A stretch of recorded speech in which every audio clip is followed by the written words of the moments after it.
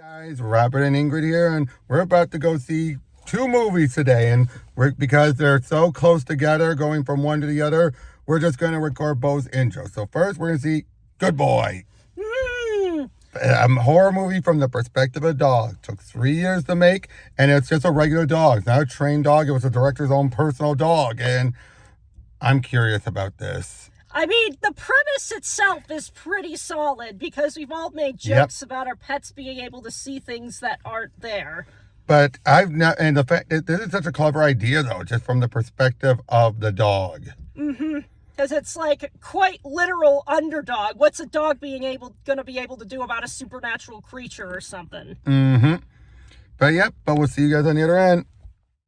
Hey guys, we just got done in 10 out of 10. 10 out of 10. It is so good. It is amazing. It is so simple yet effective. You can only do it this once. Because I'll be honest, I think this was perfectly done with how they were shooting it and everything.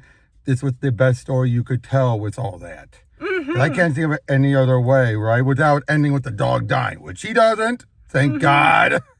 Yeah. But Indy, good boy. The best boy. Okay, so we start off very simple, with him just, again, everything's from the dog perspective, and it works so well. And his owner, Todd, we only see his face clearly twice or three times. Did you notice that? Like, you barely ever see it. I did. That was probably because obviously part of those scenes were probably the director himself on set. Obviously, right? But basically, it opens up with, it's just raining outside. A phone is just, and it's just like, And then blood starts dripping onto the phone, and it's just like... It's its owner, Todd, who's coming up with blood and everything, and his sister shows up. She's been trying to call him, and then she's like, oh, God. And he's in the hospital, and through that, we find out, obviously, something's wrong. We don't get everything, but... Then when the next time we see, I just love that, where we see all this stuff, clearly footage from the director of the real Indy growing up. And it was so horrible. Wasn't it? Yeah, it really gave it that impression of just homegrown. Yep, because this is a real dog. And as he says the director says in the behind the scenes they show at the end, he has no idea he's in a movie. And I love that. You could so tell, right? And what I love is he points out in there, it's the whole, what's it called, that type of editing where, you see, like, does someone expression? You show a thing of food and cut back. He's hungry. You show a body in a casket. He must be sad. They played it up on that where it's like, obviously, if you knew what was really going on in the shooting, you'd have no idea, you'd be like, you know what I mean? But they made it so effective. The fact that it took 3 years. But yeah, so... Then we see Todd is, it's raining outside. And from what we gather, he's trying to find the key to go into, because he's going to be staying at his grandfather's old cabin in the woods. Which is funny enough, the actor who played the grandfather was in the cabin, was in Cabin Fever too.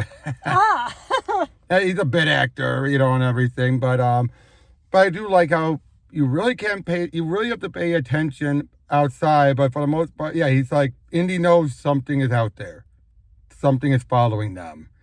And that was just so effective. We're just like, when is it? When is it, boy? I mean, I heard you even there, like, when is it, boy? Yeah. We had a very small audience, not many people here, but it was so effective even for them.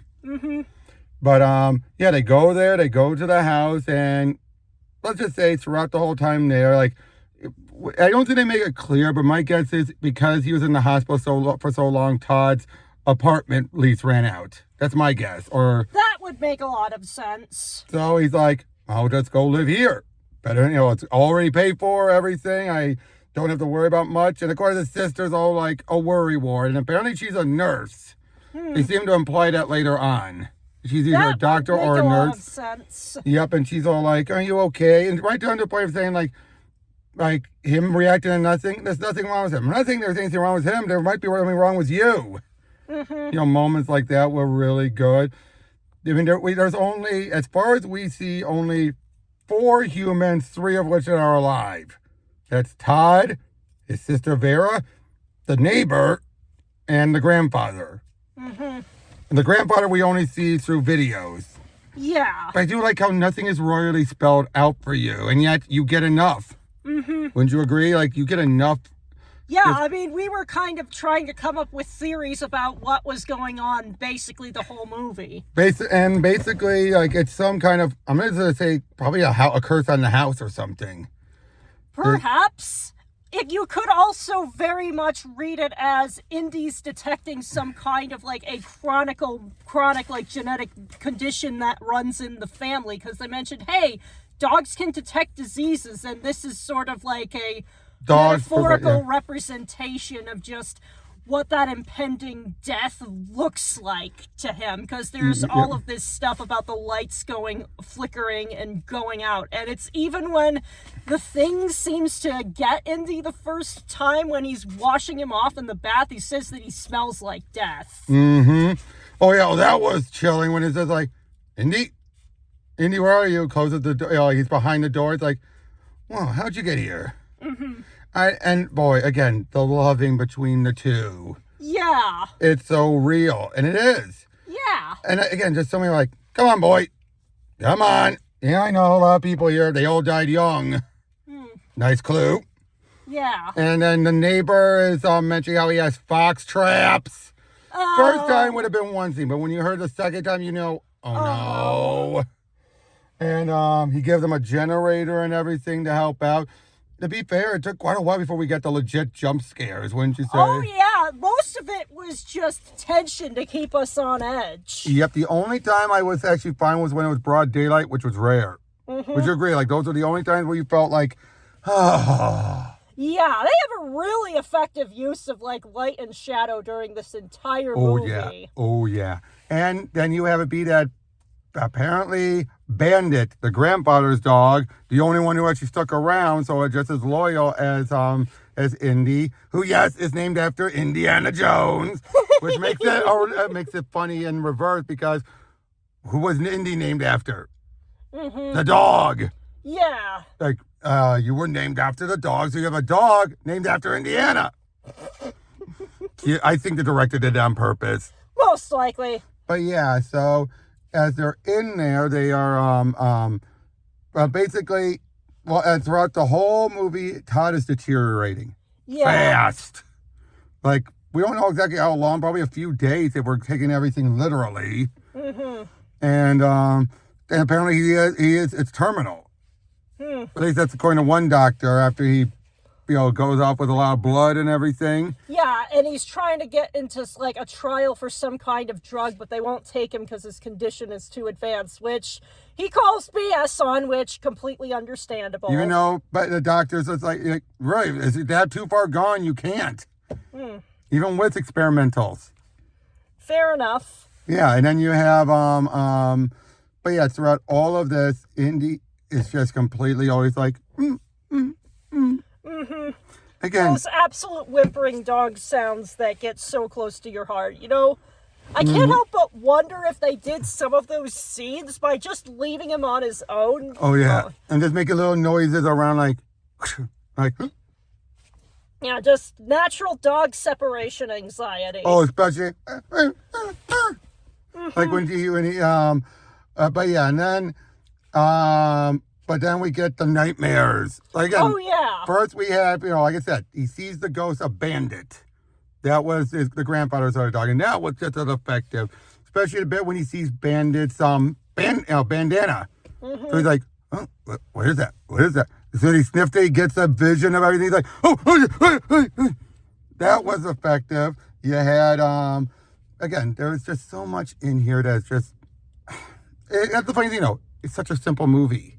Mm-hmm. Like, I could just summarize it very simply, but it's how it's shot, it's how it's told, it's so effective. Mm-hmm. Then we get to the point where he has another dream, which he thinks he sees Todd at the bottom of the basement stairs. Mm-hmm. And we're just hearing her whistling, even though then we're seeing lights that show him there. And then what happens? Oh, we jump. There was like 3 jump scares, really effective jump scares. That was the second one. Mm-hmm. But yeah, and then right then he's looking around. He then gets pulled in by Todd and everything, and because Todd thinks there's someone in there. But then he ends up, because he thinks the hand is grabbing him, he bites Todd. And then what does Todd do? Oh. Puts him out in the doghouse. No. Yeah, and that was just, you're like, oh, come on, dude. Actually, no, he tried to run out. No, they got separated. Then he tries to run out to the neighbor, but gets caught in the fox trap. Then he's brought back and everything and tied up, and it's just like, no, dude, he was just trying to help. And he keeps hearing him coughing and everything, and then eventually the thing tries to grab him. He gets out, gets inside, but what does he find at the cellar door? Bandit's corpse. That hit hard, didn't it? Yeah, but I feel like that was a lot more subtle than, like, actually showing a live dead dog, if that makes sense. Oh, yeah. And they said it's been a few weeks since the grandfather died, and clearly Bandit was down there that length of time. Like, we already knew he was dead, logically obvious. speaking. Because they said they never knew what happened to it. But yeah, and then, but then he makes his way upstairs, right as it seems like Todd is finally starting to get better. But then it turns out he's dead. The Todd we see from that point on is his spirit. Yeah. And then he gets dragged all the way down. So Indy runs out, breaks through the glass. Obviously, the only bit of CGI in this movie, one of the rare bits of CGI in this movie. Because no way were they going to do that to the dog. Yeah, nor to their house. That would be annoying to repair. Yep, so yeah, runs out, runs downstairs, and tries to get him. He actually runs into this cavern underneath the house, comes back, pulls him in, but then he's already deteriorating. And then he says, good boy, but you can't save me. Stay here. And then he gets pulled in as he's becoming a skeleton. And Indy would have suffered the same fate as Bandit if it wasn't for Vera showing up. And, oh boy, if I could imagine just for a moment, she might have thought that was Indy's skeleton at first. Yeah. She's like, but there he is, like, come on, Indy. Come on. Goes forward, and that was That's when the credits rolled. Yep, and then we had a behind the scenes feature. It was, again, this was so good. 3 years. Yeah, that's a lot of committed work. Very much so. And I just saw a text from Alex saying they've been trying to get a special award for Indy. He deserves it. He does. He's such a good dog. He's such a good dog. And again, when you really think about it, yeah, all of this is just from effective editing.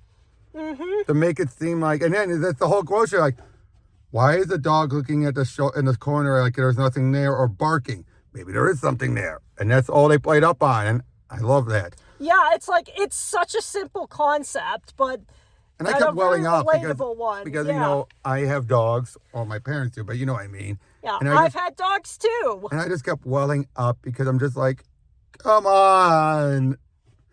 Even though Todd was doomed the moment he stepped foot in that house. Yeah. It's just, it was just so painful. I mean, like I said, I cannot think of any other effective story way they could have done this. Can you? Not really, no. That was the way they shot it. Yeah. This was the best story they could tell. It had to end tragically, obviously. Just like, you can't save me, because what can the dog do? Just bark at it? It was like the moment we saw Bandit's skeleton, it was obvious what was going on. Yeah. That, you know, like, there's nothing a dog can do. What can a dog do against this kind of force? Yeah. But that's the whole point of the movie. The whole point of the movie is to see the dog's reaction to it. Even if he can't do anything to help. Yeah. And, oh man, I was, again, constantly on edge so much. And again, and I was welling up at some moment. I was just like, come on. Yeah, I definitely felt things for it. I know, because that dog was just so good. Yeah. Oh, and, oh yeah, we've got to mention, when he's getting out the window to try and go get help, he's looking down. He then sees a tree, a bush. And what's outside? You have a sensor light. Very effective use of that, wouldn't you say? But what does he do? He jumps, lands in there. And what did one of the audience members say? Puppy. Yeah. Because we were like, oh no, come on. Come on. Oh. Oh. Because, yeah, we just hear the thud. Obviously, they didn't have the dog jump, obviously. But that was very effective, though, wasn't it? Yes. My guess is they held him back there and then, like, okay, go, boy. Fair enough. You want to bet that's how they shot it? Like, they tossed something else down there quickly, held on to him, and then it's like, go get him. That would make a lot of sense. But, yeah, again, you're just... Because I did like... You get an idea of what he's thinking, right? He's just like... Like, he looks down, see, like, I can get on here. There's a bush over there. Bush can break my fall. So, again, just so... And poor Todd. Poor Todd. It's like... and apparently whatever this was making him more aggressive, both at his sister and at Indy. Seriously, I can't see anyone else, like...